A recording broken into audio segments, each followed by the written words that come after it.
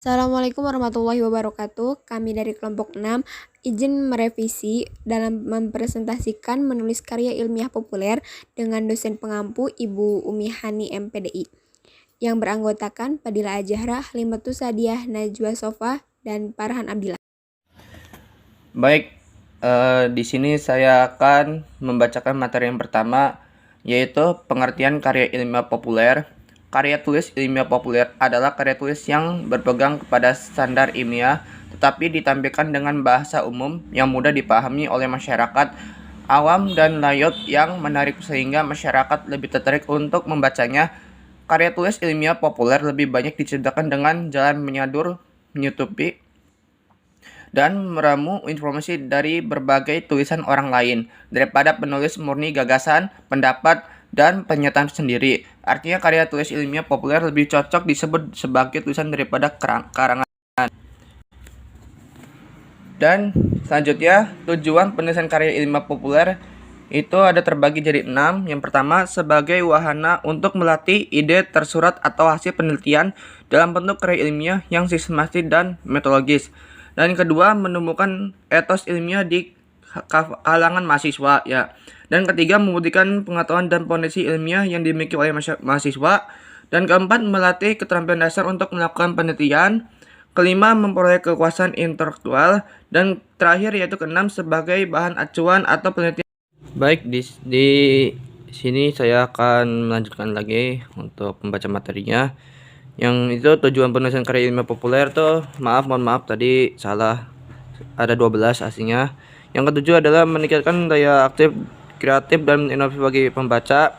8. Menambah pengetahuan dan pengalaman di pembaca. 9. Membangkitkan daya imajinasi pembaca. 10. Mengubah pola pikir pembaca. 11. Menambah wawasan membaca. Dan yang terakhir itu 12. Memberikan hiburan dan kesenangan bagi pembaca. Baik, saya akan baca materi yang selanjutnya, yaitu ciri karya ilmiah populer. Itu ada terbagi ada 4, yaitu yang pertama, judul karangan ilmiah harus informatif, mudah ditangkap. Yang kedua, disajikan secara objektif dan mendalam, juga referensi traduktif dan agregatif. Yang ketiga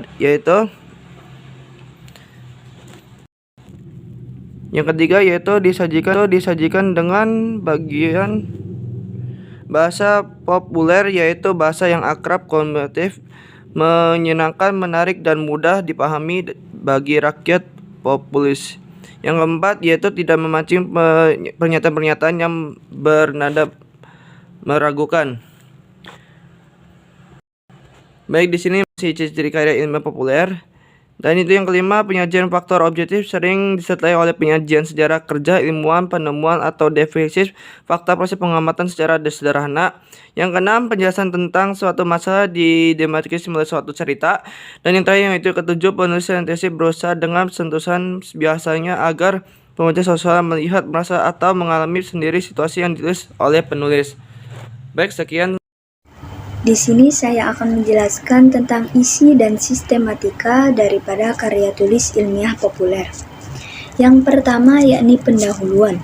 Pada bagian ini, menguraikan tentang hal yang dapat menarik perhatian para pembaca dan memberikan acuan terhadap permasalahan yang sedang dibahas. Yang kedua yakni inti atau isi.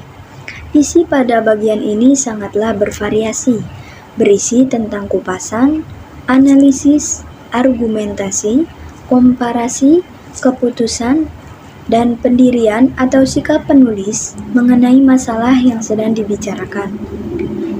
Yang selanjutnya yakni penutup.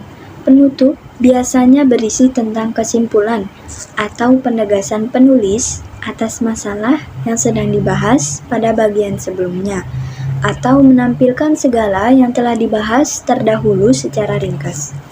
Mungkin cukup sekian dari saya. Terima kasih.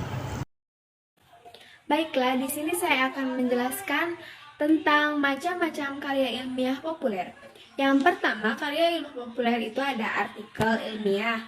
Yang kedua, ada makalah. Yang ketiga, kertas kerja. Yang keempat, paper. Yang kelima, skripsi. Yang keenam, tesis. Yang ketujuh adalah disertasi.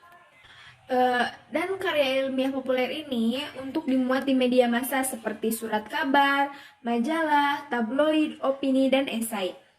Karya ilmiah populer ini berbeda dengan artikel ilmiah. Artikel ilmiah populer tidak terkait secara ketat dengan aturan penulisan ilmiah. Artikel ilmiah ditulis lebih bersifat umum untuk konsumsi publik. Dinamakan ilmiah populer karena ditulis bukan karena keperluan akademik, tetapi dikomunikasikan dalam media massa. Artikel ilmiah populer bisa hasil penelitian ilmiah namun disajikan dengan lebih ringkas dan lugas. Bisa juga berdasarkan berpikir edukatif ataupun indukatif. Sekian, terima kasih. Ini saya Fadila Azara akan memaparkan materi tentang perbedaan antara karya ilmiah populer dan karya ilmiah murni.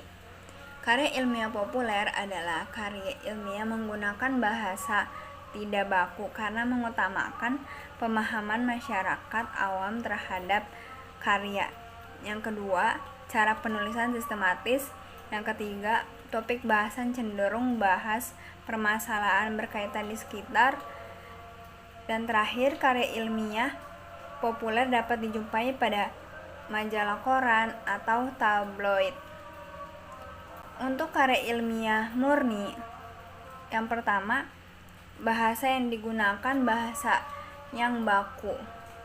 Yang kedua, cara penulisan sistematis dan memenuhi kaidah-kaidah penulisan karya ilmiah. Yang ketiga, topik bahasan dalam bidang ilmiah dan penelitian. Dan yang terakhir, karya ilmiah murni dapat dijumpai pada jurnal ilmiah, tugas akhir seperti skripsi, disertasi, tesis, serta hasil penelitian. Baik, terima kasih. Baiklah, saya akan membacakan kesimpulannya. Kesimpulan, karya tulis ilmiah populer adalah pengetahuan ilmiah yang disajikan dengan menggunakan bahasa dan kerangka sajian isi yang lebih menarik dan mudah dipahami. Sekian presentasi revisi dari kelompok 6. Mohon maaf apabila kurang-kurangnya dan terima kasih. Wassalamualaikum warahmatullahi wabarakatuh.